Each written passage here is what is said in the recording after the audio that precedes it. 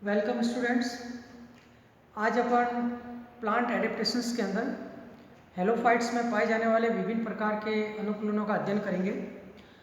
Halophytes जिसे अपन हिंदी में लवणोद्भिद कहते हैं और ये मुख्य रूप से मरुद्भिद पादप होते हैं, परंतु इस प्रकार के मरुद्भिद पादप जीरोफाइट्स जो वेरी हाई सॉल्ट कंडीशन या सलाइन कंडीशन में पाए जाते हैं उन्हें अपन हेलोफाइट यानी लवणोद्भिद के नाम से जानते हैं।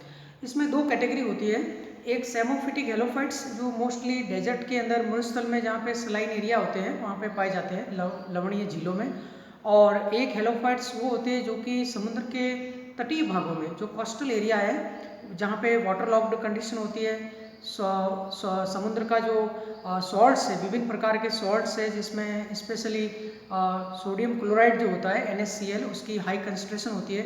इसके अलावा मैग्नीशियम सल्फेट है, sodium chloride, magnesium sulphate, potassium sulphate, ये बहुत सारे अलग अलग प्रकार के जो सॉल्ट्स होते हैं जिनकी कंसंट्रेशन काफ़ी ज़्यादा होती है, ऐसी सॉइल के अंदर पाए जाते हैं। और जो वो सॉइल होती है वो हाईली इनंडेटेड होती है, यानी वो वाटर लॉक्ड होती है जहाँ पे ऑक्सीजन का लेवल बहुत ही कम होता है, और उसके अगेंस्ट में इस प्रकार के सॉइल में सल्फाइड्स, मीथेन और नाइट्रोजन, दूसरे प्रकार की गैसेस की मात्रा अधिक होती है। तो इस प्रकार से एनारोबिक कंडीशन में सर्वाइव करने वाले जो प्लांट्स होते हैं वो कोस्टल एरिया में पाए जाने वाले वेजिटेशन है जिसे अपन मैंग्रोव वेजिटेशन कहते हैं। जब अपन भारत की बात करते हैं, इंडिया की, तो पूरे वर्ल्ड के जो मैंग्रोव वेजिटेशन है उसका 3.3%, 3.3% जो मैंग्रोव वेजिटेशन है वो इंडिया में पाई जाती है। और इंडिया में ये मैंग्रोव्स जो पूरी कोस्ट लाइन है जो गुजरात में कच्छ के रन से स्टार्ट होती है, कच्छ से, और साउथ में केरला और तमिलनाडु होते हुए ओडिशा, आंध्र प्रदेश, ओडिशा और वेस्ट बंगाल तक जाती है। तो इंडिया में जो पूर्वी तट और पश्चिमी तट जो है, eastern coast and western coast, इसके अलावा मैंग्रोव का जो पॉपुलेशन है वो बांग्लादेश में है जो बे ऑफ बंगाल से लगता है, जिनका जहाँ पे ब्रह्मपुत्र और गंगा के जो मुहाने हैं, दोनों नदियों के जो डेल्टाई प्रदेश हैं जिसे अपन सुंदरबन डेल्टा कहते हैं, ये वर्ल्ड का सबसे बड़ा डेल्टा है। और यहाँ पे जो मैंग्रोव वेजिटेशन पाई जाती है वो विश्व की सबसे बड़ी मैंग्रोव साइट है, उसे अपन सुंदरबन डेल्टा कहते हैं। और ये एक सुंदरबन बायोस्फीयर रिजर्व भी है और एक डेल्टा भी है। तो सबसे ज़्यादा जो इसकी पॉपुलेशन है इंडिया और बांग्लादेश में वो सुंदरबन डेल्टा के रूप में है, और जहाँ पे उसको सुंदरी के वृक्ष के नाम से जाना जाता है। इसके अलावा भारत सरकार ने लगभग 35 जो इम्पोर्टेंट साइट्स है जिसको रिकॉग्नाइज किया है इंडियन कोस्ट लाइन से। और इंडियन कोस्ट लाइन के अलावा मैंग्रोव वनस्पति अंडमान एंड निकोबार आइलैंड्स और इसके अलावा लक्षद्वीप में भी पाई जाती हैं। अंडमान निकोबार आइलैंड में इनका बहुत ही लग्जूरियंट फॉर्म देखने को मिलता है। और कोस्ट लाइन में अगर अपन सबसे ज़्यादा इसकी मात्रा देखेंगे वो सुंदरबन डेल्टा, वो इंडिया और बांग्लादेश का है। इसके अलावा सेकंड नंबर पे भितरकणिका मैंग्रोव जो है वो ओडिशा कोस्ट है, और थर्ड नंबर पे पिचावेरम है जो तमिलनाडु के अंदर है। इसके अलावा वेमनाड, कोल वेमनाड केरला में है, और गुजरात में कच्छ का रण है। इसके बाद पाकिस्तान की तरफ ये कोस्ट लाइन जाती है, वहाँ तक ये मैंग्रोव फैले हुए हैं। तो ये 35 जो साइट्स है वहाँ पे मैंग्रोव वेजिटेशन है वो एक कोस्टल रेगुलेटर के रूप में, कोस्ट लाइन को प्रोटेक्शन के रूप में, ये एक नेचुरल बैरियर के रूप में वहाँ पे पाए जाते हैं। और जहाँ पे साइक्लोनिक इन्वेजन होता है कोस्ट लाइन पे, तो साइक्लोन के हाई विंड वेलोसिटी के कारण जो कोस्ट लाइन को नुकसान होता है वो इन मैंग्रोव वेजिटेशन के कारण कोस्ट लाइन प्रोटेक्ट होती है। और ड्यूरिंग सुनामी जो समुद्री भूकंप आते हैं उस समय भी जो किलर वेव्स उत्पन्न होती है उनसे भी कोस्ट लाइन को प्रोटेक्ट किया जाता है मैंग्रोव वेजिटेशन के द्वारा। तो कहने का मतलब जो मैंग्रोव वनस्पति जो है, जहाँ जहाँ मैंग्रोव वनस्पति है कोस्ट उनके पैचेस है, ये कंटिन्यूस नहीं है, पैचेस के रूप में है, और ये मैंग्रोव वेजिटेशन है वो कोस्ट लाइन को प्रोटेक्ट करती है। अब बात ये है कि मैंग्रोव वनस्पति जो है उसमें ऐसी क्या बात है जिसकी वजह से कोस्टल एरिया को प्रोटेक्ट किया जाता है, वो है उनकी स्टिल रूट है। मैंग्रोव मोस्टली श्रब होती है, झाड़ीनुमा होती है, हाईली ब्रांच्ड होते हैं, और समुद्र के तट पे जहाँ पे कीचड़ होता है, मड होता है, उस मड के अंदर इनकी जो ब्रांच्ड जो नी शिफ्ट या खूंटे के नुमा जो जड़ें होती है वो उस मड के अंदर धसी रहती है, उसे स्टिल रूट कहते हैं। ये हाईली ब्रांच्ड होती है और इसमें मैकेनिकल जो टिश्यू होते हैं वो बहुत ही स्ट्रॉन्ग होते हैं, जिसकी वजह से जब नेचुरल कैटास्ट्रॉफी, साइक्लोन या सुनामी के समय है वो कोस्ट लाइन को उसके द्वारा प्रोटेक्ट किया जाता है, इसलिए इनका इकोनॉमिक इम्पोर्टेंस काफ़ी अधिक है। अब अपन बात करते हैं कि कौन कौन से मैंग्रोव है वो मोस्टली अपने इंडिया में कोस्ट लाइन या जो अंडमान निकोबार या लक्षद्वीप में पाए जाते हैं। उसमें सबसे बड़ी कैटेगरी है वो रेड मैंग्रोव की है। मैंग्रोव को कलर के आधार पर 2-3 प्रकार के माने जाते हैं। एक रेड मैंग्रोव होते हैं, एक ब्लैक मैंग्रोव होते हैं, एक ग्रे मैंग्रोव होते हैं और एक वाइट मैंग्रोव होते हैं। ये मेजर कैटेगरी है। और इसमें रेड मैंग्रोव है जो राइजोफोरा को कहते हैं। राइजोफोरा में राइजोफोरा मैंगल और राइजोफोरा मुक्रोनेटा ये मुख्य स्पीसीज है। इसके अलावा एविसिनिया है, एविसिनिया, सोनेरेसिया, ब्रुगेरिया और एक्केंथेस्टर है, और ये सारे इम्पोर्टेंट मैंग्रोव है। तो हेरिटिएरा एक स्पीसीज है, हेरिटिएरा, और ये मेन जो मैंग्रोव है जो अपने इंडियन कोस्ट लाइन में पाए जाते हैं। और इसमें हेरिटिएरा बेरिकेंसिस है वो केवल पिच्छावर में पाया जाता है, जो कि एंडेमिक स्पीसीज के रूप में है।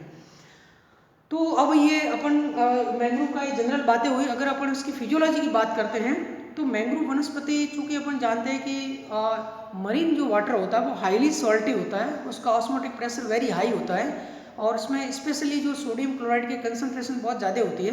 तो कोस्टल एरिया में जो वाटर लॉक्ड सॉइल है उसका ओपी वेरी हाई होता है और ऑक्सीजन लेवल बहुत ही कम होता है। तो इस प्रकार की कंडीशन से बचने के लिए इन मैंग्रोव वनस्पति में विशेष प्रकार के अनुकूलन देखने को मिलते हैं। पहली बात तो ये मैंग्रोव वेजिटेशन जहाँ पे हाई मॉइस्चर कंटेंट होता है वहीं पाए जाते हैं। Temperature is very high, annual rainfall या precipitation is very high and moisture content is very high. ऐसे एटमॉस्फेयर में ये मैंग्रोव मोस्टली पाए जाते हैं और नमी अधिक होने के कारण इन पादपों के अंदर एक इनकी मुख्य विशेषता है आकार की अनुकूलन, जिसे अपन विविपेरस सीड जर्मिनेशन कहते हैं, यानी विविपेरी कहते हैं, जिसे हिंदी में कहते हैं सजीव परक अंकुरण। इसे कहते हैं सजीव परक अंकुरण या विविपेरी या विविपेरस जर्मिनेशन। इसका मतलब होता है seeds germinate while still on the parent tree, यानी जब बीज जो है या फल मात्र पादप पे लगा रहता है और परिपक्व हो चुका है, उस अवस्था में उसमें बीजों के अंदर अंकुरण हो जाता है। तो ऐसे बीजों का अंकुरण जो है वो सजीव परक अंकुरण कहलाता है और इसका मुख्य कारण है वहाँ वातावरण में अधिक नमी का होना। अब इसके बाद में जैसे जैसे सीडलिंग ग्रोथ होती है, सीड जर्मिनेट होने के बाद सीडलिंग ग्रोथ होती है, उसके बाद वो सीड है वो नीचे कीचड़ में गिरता है और उसके बाद में फिर वो एक सीडलिंग का एस्टेब्लिशमेंट होता है और एक छोटा प्लांट डेवलप होता है। तो ये विविपेरी क्या होती है और विविपेरी की परिभाषा क्या है, ये आपके एग्जाम में पूछा जाता है। दूसरा उनका मेन इंपॉर्टेंट कैरेक्टर अगर देखने को मिलेगा आपको आकार की, तो वो श्वसन मूल्य है। चूँकि मैंग्रोव जो है वो ऑक्सीजन डिप्लीटेड सॉइल में पाए जाते हैं। सॉइल जो होती है, अगर अपन फिजियोलॉजिकली देखा जाए तो सॉइल है वो फिजियोलॉजिकली ड्राई सॉइल होती है। इसका मतलब सॉइल में वाटर कंटेंट तो सफिशिएंट है, परंतु हाई ऑस्मोटिक जो सॉल्ट कंसंट्रेशन जो है उसका सैलिनिटी लेवल है वो बहुत हाई है, जिसके कारण सॉइल जो है उसका ऑस्मोटिक प्रेशर ज़्यादा हो जाता है और वो पानी प्लांट को अवेलेबल नहीं हो पाता है और उसके विपरीत उसमें ऑक्सीजन का लेवल बहुत ही कम होता है। तो ये इस प्रकार की मृदा में ये पाए जाते हैं। तो यहाँ पे गैसेस एक्सचेंज के लिए इन मैंग्रोव वेजिटेशन में गैसेस एक्सचेंज के लिए नेगेटिव जियोट्रॉपिक गुरुत्व के विपरीत कुछ आपको रूट्स जो है वो दिखाई देती है, जो कि नेगेटिव जियोट्रॉपिक है। और वो जो रूट है वो स्पेशल टाइप की रूट्स होती है, उस पर ब्रीदिंग पोर पाए जाते हैं, श्वसन छिद्र पाए जाते हैं और जिसके द्वारा गैसेस एक्सचेंज किया जाता है। डायरेक्ट ही ऑक्सीजन O2 CO2 का आदान प्रदान होता है और इस प्रकार से उसमें रेस्पिरेशन की प्रक्रिया आपको पूरा किया जाता है। तो ये जो श्वसन मूल जो होती है, रेस्पिरेटरी जो रूट होती है जिसमें ब्रीदिंग पोर पाए जाते हैं, उनको न्यूमेटोफोर कहते हैं। इनको कहते हैं न्यूमेटोफोर्स। तो pneumatophores are just like roots which are negative geotropic and having breathing pore. उसे कहेंगे अपन न्यूमेटोफोर्स। तो ये भी इंपॉर्टेंट क्वेश्चन है, न्यूमेटोफोर्स को आपको याद रखना है, वीवी का याद रखना है। इसके बाद में ये जो स्टील्ड रूट है, जो मैंने आपको पहले बताया कि जो उसमें मेन जो मैकेनिकल सपोर्ट प्रोवाइड करा दिए हैं वो ये स्टील्ड रूट होती है, ये हाईली ब्रांच्ड होती है और ये हिंदी में इसके अवस्तंभ मूल कहते हैं। जो मेन स्टेम है वहाँ से ये नोड से निकलती है और पूरी ब्रांचिंग हो जाती है। तो जो कीचड़ है उसमें ये एंकरिंग करती है और उसमें वेल डेवलप्ड मैकेनिकल टिश्यू पाए जाते हैं और जिसके द्वारा ये बहुत ही ज़्यादा जो अगर मान लो तूफान आ रहा है तो हाई विंड वेलोसिटी है या सुनामी के समय जो फोर्स है, नेचुरल फोर्स है, उसको ये बियर कर सकते हैं, उसके प्रति ये रेजिस्टेंस शो करती है स्टील रूट। तो ये उनके तीन इंपॉर्टेंट उनके फीचर्स हैं। इसके अलावा इसमें जो ये जो सक्यूलेंट लीव्स जो है ये इसकी खासियत होती है कि मैंग्रोव की जो लीफ होती है वो लीफ लेमिना जो है वो मांसल होता है, काफ़ी मांसल होता है, सक्यूलेंट होता है और लेदर के जैसी इसकी लीफ होती है, सक्यूलेंट लीव्स होती है और उसमें मोस्टली बेस पे दो सिक्रेटरी ग्लैंड्स होती है जिसके द्वारा सॉल्ट का सिक्रेशन किया जाता है। तो जब अपन मैंग्रोव वेजिटेशन को बैक साइड से अगर देखते हैं, क्योंकि उसमें मोस्टली स्टोमेटा होते हैं वो लीफ के लोअर एपिडर्मिस पे पाए जाते हैं और वो संकन टाइप के होते हैं, धसे हुए रंध्र होते हैं और उसके पास में सॉल्ट सिक्रेटरी ग्लैंड्स होती है जिसके द्वारा सॉल्ट का सिक्रेशन किया जाता है। तो वो भी आपको देखने को मिलती है, यानी कि लीफ जो होती है वो मांसल या सक्यूलेंट होती है जिसमें म्यूसिलेस सेल्स होती है और वेल डेवलप्ड उसमें जो मेसोफिल टिश्यू जो होता है वो पाया जाता है।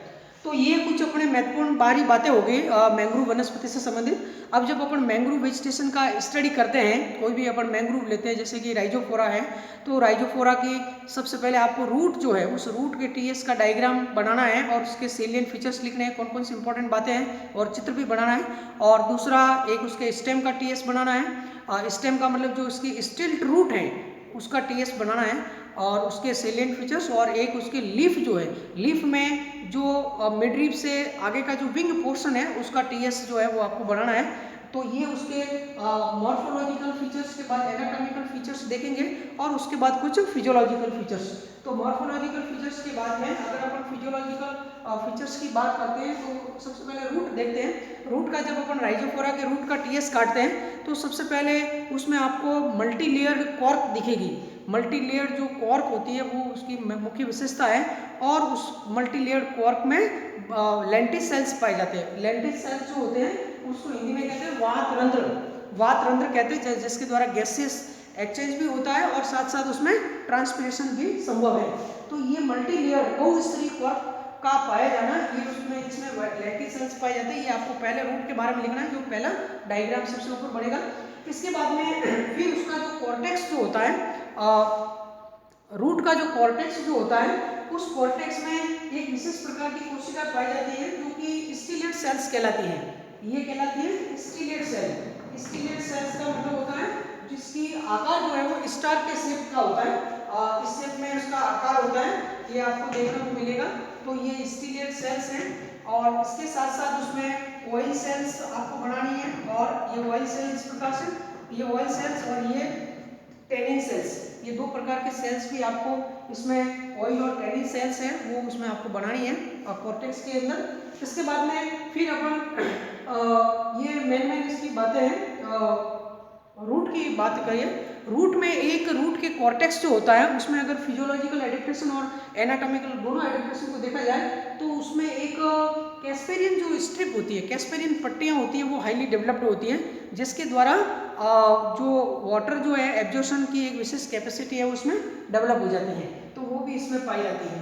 अब अपन स्टेम की बात करते हैं। स्टेम है स्टील जो उसका ब्रांच जो है उसकी तने के अंदर मोटी त्वचा पाई जाती है। थिक क्यूटिकल, बहुत ही थिक क्यूटिकल स्टेम के ऊपर है, वो पहला उसका कैरेक्टर है। थिक क्यूटिकल के द्वारा ट्रांसपिरेशन कम होता है क्योंकि वैसे ही पानी की मात्रा बहुत कम होती है।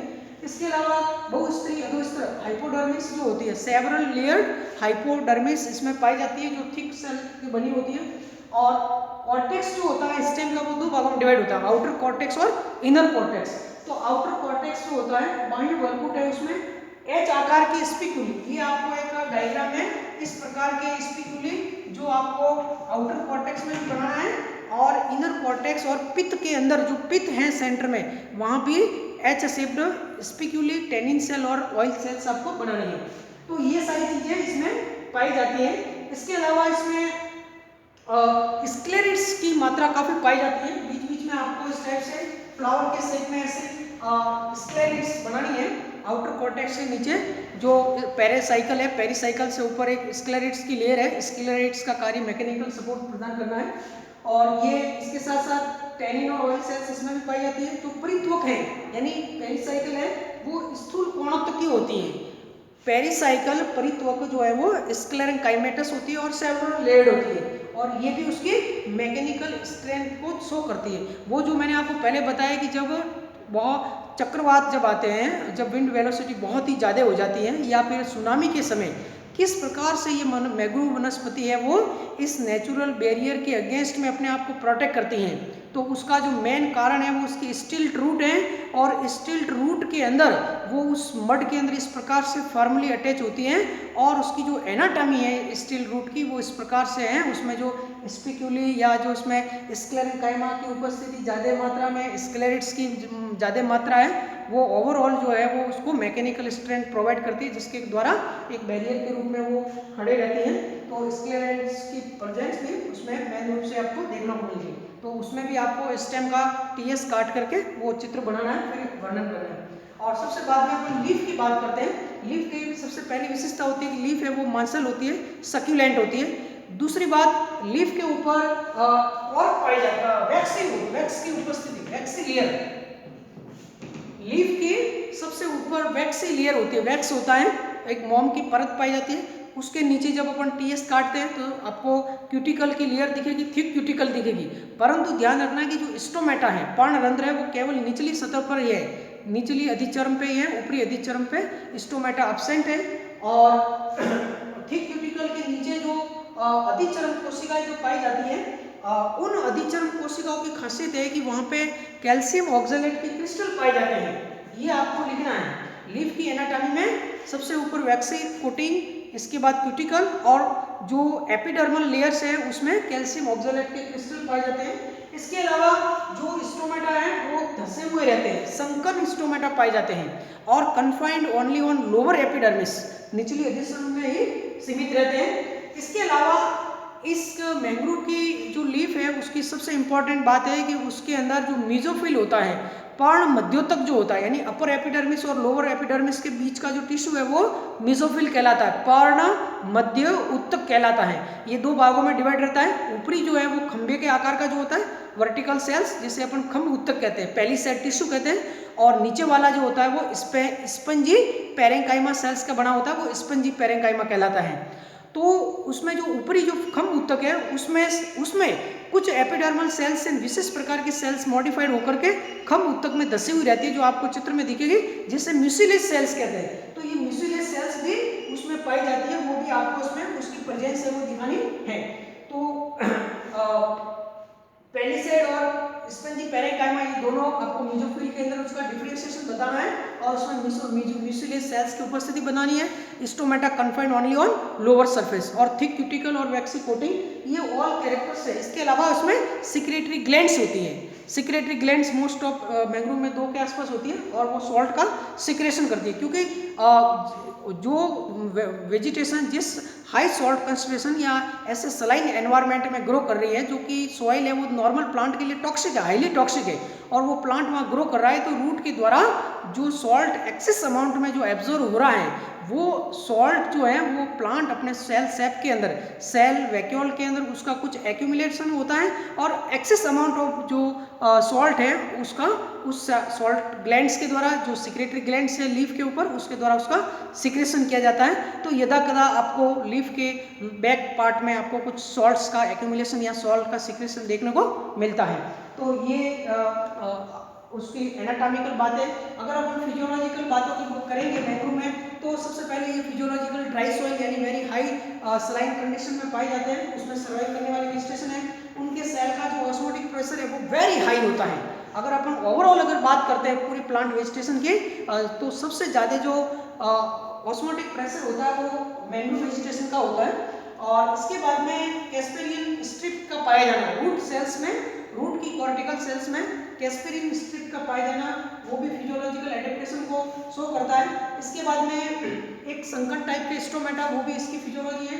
शॉर्ट सिक्रेटरी ग्लैंड्स का पाया जाना और उसके अलावा एनाएरोबिक कंडीशन में भी सर्वाइव करना, ऑक्सीजन डिप्लेटेड एनवायरनमेंट में भी सर्वाइव करना, ये मुख्य मुख्य उनकी फिजियोलॉजिकल एडेप्टेशन है जो मैंग्रोव में पाए जाते हैं। तो ये ऑल ओवर मैंग्रोव वेजिटेशन की बात हुई। इसके अलावा जो सेमोफिलस जो वेजिटेशन है जो कि डेजर्ट के अंदर जहाँ पे ग्रो करते जो एरिया है, जिसमें कुछ विशेष प्रकार के राजस्थान में जो पाए जाने वाले जो हेलोफाइट्स है लवणोद्भिद, उसके उदाहरण हमने आपको पहले भी दिया था और एक बार और याद दिलाता हूँ। उसमें आपको दो मोस्टली एग्जाम में एक पार्ट में पूछा जाता है प्रश्न कि राजस्थान में पाए जाने वाले कोई दो लवणोद्भिदों के नाम बताइए। तो उसमें आपको एक तो याद करना है सालसोला फोइटिडा, सालसोला फोइटिडा, और दूसरा याद करना है सुएडा फ्रूटिकोसा। ये दो तो याद करने ही हैं। इसके अलावा सेलिकॉर्निया भी पाया जाता है, हेलोजाइलॉन भी होता है, टेमेरिक्स भी होता है, बहुत सारी और भी स्पीसीज हैं।